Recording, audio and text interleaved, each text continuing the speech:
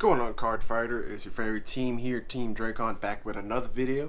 And this week's video, we're going to do a deck profile. As you know, strongest team ALF4 set has been out for a couple of weeks now, so that gave me enough time to go around, buy boxes, pull whatever I needed to pull, and pull a deck together for you guys so you can see what I put together for my Shadow Paladins. So yeah, let's go ahead and get this deck profile started. So here it is, guys. My Shadow Paladin standard format deck profile. So let's get started. Alright guys, let's get this deck profile started and out of the way. As you guys know, this deck or this clan is a force marker type gift type clan. So there's no set amount of markers to run. Like, you can run 20, 30, 40, 50. I mean, however you want to run. I mean, that would be overkill though. Me personally, I run 11 to be like on the safe side. I mean, you're not going to ever use 11 that I know of in this present time. So right now I'm running 11. As you can see, I'm running 11 because 8 of them, it's Phantom Blaster himself. And 3 of them is Blaster Dark. So, alright, let's move on with the actual main deck itself. So, start off with our starter, Full Bow. Like every other starter in the game right now, for standard at least. Excuse me. Skill is very simple. When rolled upon, draw a card. Very simple, very easy. Real no other reason to get into it. So moving on. Then I'm running 4 draw trigger / perfect guard. It's very simple, very easy.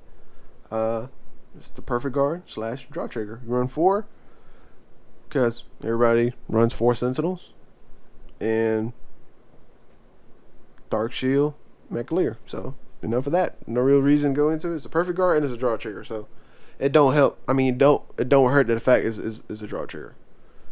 So next, I run Death Feather Eagle. It's crit. Then I run Dark Side Trumpeter.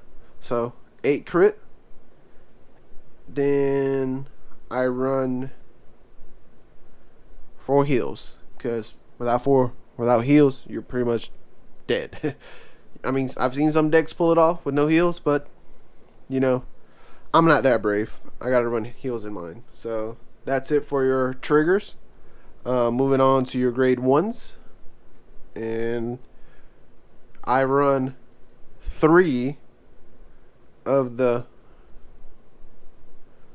Nightmare Painter. If you don't know what her skill is, her skill is rear guard auto. When placed, put a grade 1 or less card from your drop zone into your soul. Excuse me. This unit gets 3,000 to end the turn. So in essence, it becomes either a 10k attacker or a 10k boost. I'm gonna get into why this card is good to me later on, so I can show you probably a combo or two. And so it's a very good play if you have cards that soul blast and you want to get that soul right back. So, and I'll show you in a minute. So moving on. Then I run 3 Blaster Dagger. When it attacks or the attack that it boosted hits a Vanguard cost, put this unit into your soul, and your opponent chooses one of his or her units and retires it. So it's a very good mind thing to kind of have this out until your opponent has a boost ability or pretty much a hit ability, and have them try to discard cards from hand to kind of block it, things of that nature. So therefore, it's a double-edged sword. Either let me hit or get rid of cards in your hand.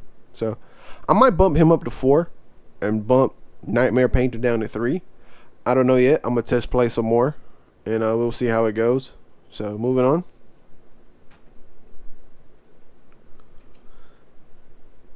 This next card, I am going to admit that at first when it came out, I didn't quite understand the skill like I should have, but upon doing research and seeing gameplay with her, I have to admit that I was completely wrong. At first I was saying it's not a good card, it sucks, but after doing my research and seeing other people use her, she's actually pretty broken. She's good, and I'm running her at 4. If you don't know where her skill is, it's very simple. It's act, rearguard, cost, rest this unit, search your deck for up to one 5,000 attack power card, call it to open rearguard, and shuffle your deck. This ability may only be used by a card with the same name once a turn. So in other words, you can only use this ability once per turn. So if you call her out, do her skill, and call another one out, you can only use the one that you initially did the skill for, and the second one you place down, you can't pretty much use her skill. So it specifically says same card name. So the reason I'm running her at 4 is because with her, you have that early possibility of doing Phantom Blaster's first skill, and later on I'll actually show you what that skill is, and we'll talk about it. So for right now, I'm running 4 of her, and I don't regret it. I don't regret it. With the test plays I've done, and I've actually been managed to pull off Phantom Blaster's Dragon skill consistently. So moving on. So I run a play set of Black Sage Charon. It's very good. He's your main countercharge engine, and remember when I said with Nightmare Painter, sometimes you can pretty much fill your soul back up. He's one of the reasons why I run Nightmare Painter, because skill, rearguard, auto ability, when placed due to a ability of your card, cost Soul Blast 1, countercharge 1, and this unit gets 3,000 at the end of the turn. So in essence, that Soul Blast that you do, you can recover it, and you can plus off by doing the countercharge. Who doesn't like the countercharge? Countercharge is awesome, and it becomes an 11k booster or an 11k attacker if you have cards that can call out early enough. So he's good, and that's why I'm running him at 4. Then moving on to our grade 2s, I'm running 3 Blaster Rapier. I'm gonna read the skill, but before that, I like to admit that I like this art better than the promo that's out, the one that says congratulations on it. I feel it flows better with the theme of the deck, gives it a better look. The theme itself comes together and stuff like that. So that's why I'm running this version instead of the promo with congratulations on it. I mean, don't get me wrong, I like how the promo looks, excuse me, but this one to me is a little bit better. So skill, rearguard, when it attacks a Vanguard, and if you have 3 or more units with Blaster in its card name, this unit gets 5,000 to the end of the turn. Keep in mind, it didn't say other units, so therefore when you're counting for those 3 or more units, you can count this one too. Then second skill, rearguard circle, when its attack hits a Vanguard, counterblast 1, your opponent chooses one of his or her units and retire it. So like I said previously in another video, this deck is counterblast heavy, so that's why you run 4 of the Karen. So kind of make it easy and make free plays, so to speak. So moving on, I run 4 Darkness Maiden Maka. I can actually show you a quick play with this one. But first let me read the skill. So skill, act, Vanguard or Rearguard. Once per turn, Counterblast 1, call a grade 1 or less card from your hand, draw a card, and this unit gets 5,000 to the end of the turn. So, okay, move this out of the way. Call Maka out. Do his skill, call Black Sage out, and in essence, you just got a free draw because you just counter charge at 1. And you got a free card, and this card becomes a 15. And if you're calling Black Sage out, you got a 15k attacker and 11k boost, so you got a 26 column. So that's pretty awesome. Sometimes you just got to think outside the box and try to hit big numbers and make cool plays, things of that nature. So I wasn't able to pull a OR. I think the OR does look amazing as well, but I'm not complaining because the triple rare version of her does look awesome as well. It flows better. It flows awesome with the whole theme of the deck. So moving on, for her, she's good. Then I got a little surprise with my final grade 2 lineup. I'm running 4 Phantom Blaster Dragon. I know I said 4 and I'm showing 3, but here's why. There it is. The Image Ride Rare Ren version of them. As you know, Blaster Blade has Aichi version, so of course I had to get the Ren version. So I was thinking about getting 4 of him, but I really like how this art looks as well. So for right now, I'll just keep it 3-1. So awesome. I'm glad we was able to pull that. So skill, just in case if you don't know what Blaster Dark skill is, when placed, Counterblast 1, your opponent chooses one of his or her rear guards and retire it.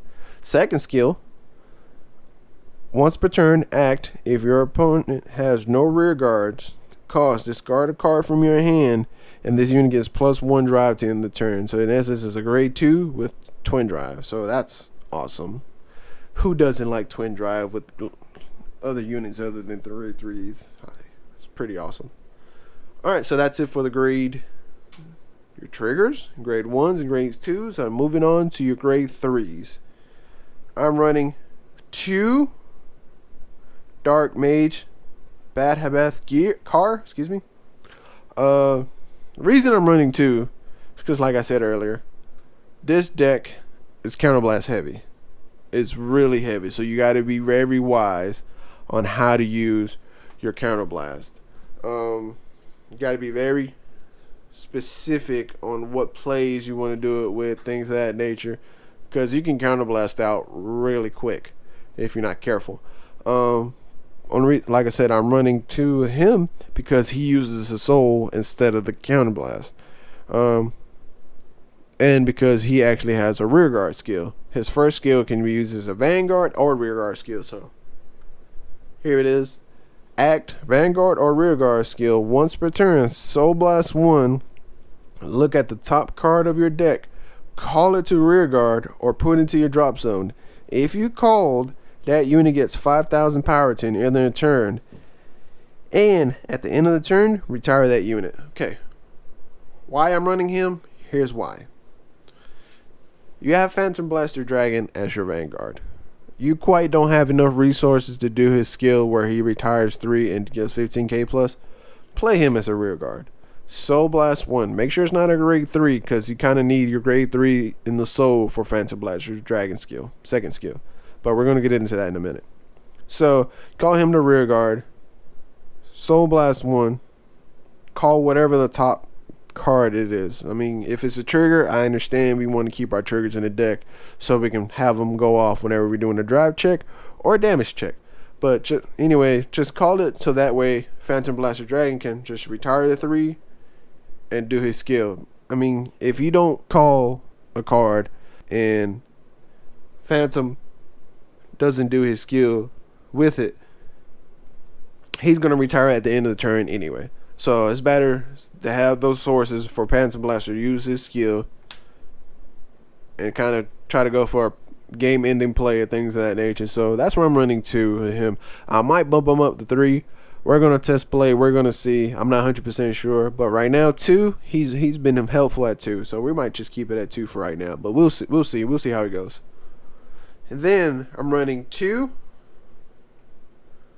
Dark Dictator. This card is good.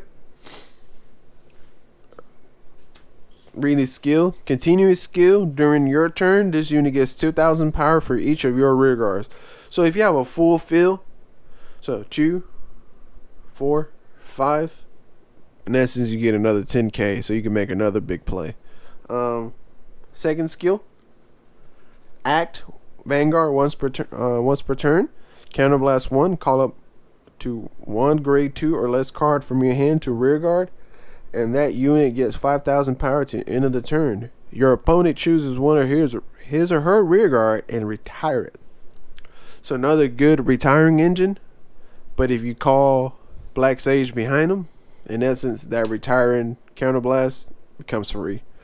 So, but you had to be careful with the soul, because like I said, you have other cards in this deck that uses the soul as well. So you got to be mindful of that too. So moving on with our final grade 3 and the MVP of the deck. So I run 4 Phantom Blaster Dragon. I hate for it to be the eyeball, but as you can see, I have 3 of the SVR and 1 of the VR. So he looks amazing. Let me just go ahead and point this out. I don't know if you guys seen the episode when Ren actually pulled him out in the show. I like what the new SVRs, they actually have like the attack name. Because if you remember carefully in the episode, Ren said, you know, damn charging lance before he sacked his units. So I like how on these SVRs they have like the name of the attack on the card. So it's pretty cool. It looks awesome. So alright, let's go into his skill. First skill, Act Vanguard skill. Counterblast 1 and retire 3 units.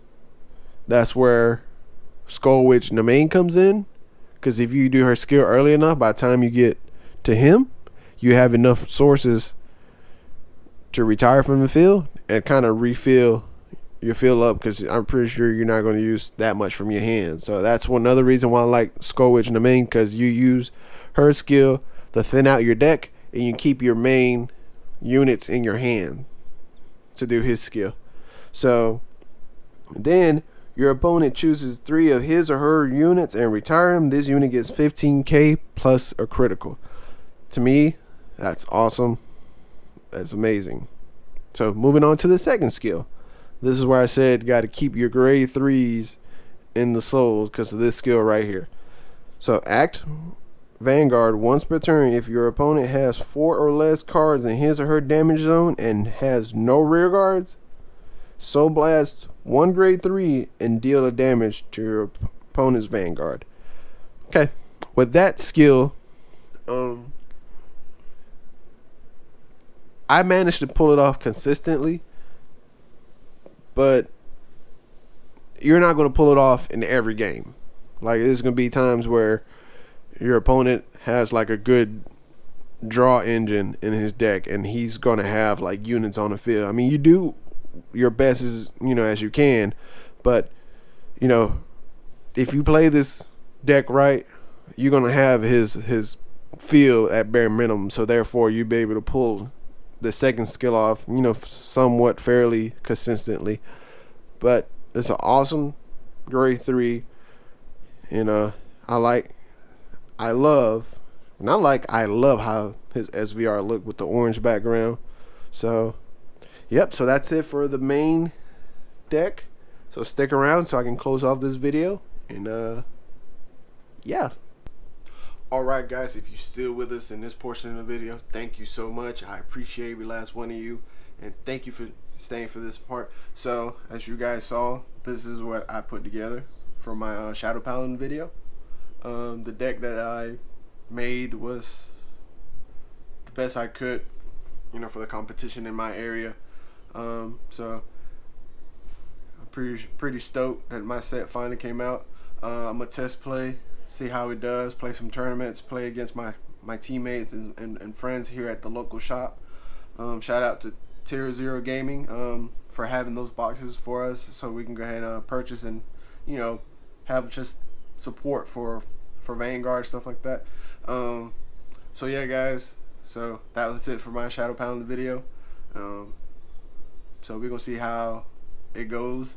As you can see, I'm pretty stoked, I'm pretty excited on how the Shadow Paladin deck and how Shadow Paladins in general is gonna do with the standard format. I'm mainly curious to see what Trey builds from this set, and what Huang's gonna build from this set. So stay tuned. They're gonna have a deck profile pretty soon. So without further ado, oh yeah, one more thing. Please subscribe. It means a lot for everybody that has been subscribing. We're going up in numbers. Thank you so much. Trey Huang also thanks you. They couldn't be in the video today because, you know, work reasons and stuff like that. So it really truly means a lot when you guys subscribe to our channel. Let us know that we're trying to, our hard work is paying off, and our content is something that you guys really truly enjoy and things of that nature. So thank you so much. Continue supporting us and help us go up in numbers. It truly means a lot. So with that being said, subscribe, comment, like, share, thumbs up, thumbs down, whatever. It's whatever you feel like you're doing. Share, talk about it with your friends, talk about it with your family. We're trying our hardest. We really enjoy doing these videos for you guys, and it means a lot to us that you guys are subscribing and liking our stuff. So with that being said, Team Drakgon, Jose, we're out.